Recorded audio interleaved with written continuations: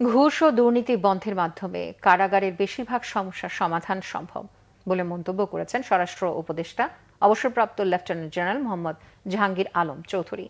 সকালে রাজধানীর বকশীবাজারে কারা অধিদপ্তরে কারা কর্মকর্তাদের সঙ্গে মত বিনিময় সভায় তিনি এ মন্তব্য করেন।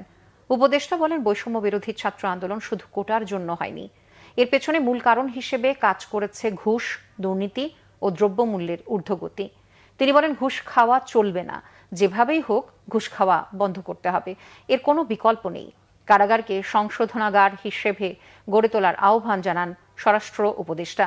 বলেন, কারারক্ষী ও কয়েদিদের খাবারের মান উন্নত করতে হবে, কারাগারের নিরাপত্তা নিশ্চিত করার কথাও বলেন তিনি।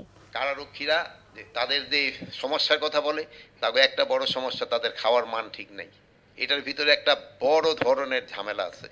এটার ভিতরে আপনারা যারা যারা ইনভলভ আছেন তারা সাবধান হয়ে যান। কোনো ধরনের ছাড় দেওয়া হবে না। কারারক্ষীদেরও খাবারের মানের উন্নতি করতে হবে এবং যারা কয়েদি তাদেরও খাওয়ার মান উন্নতি করতে হবে। যেইভাবে হোক ঘুষ বন্ধ করতে হবে। এটার কিন্তু কোনো অল্টারনেটিভ নাই।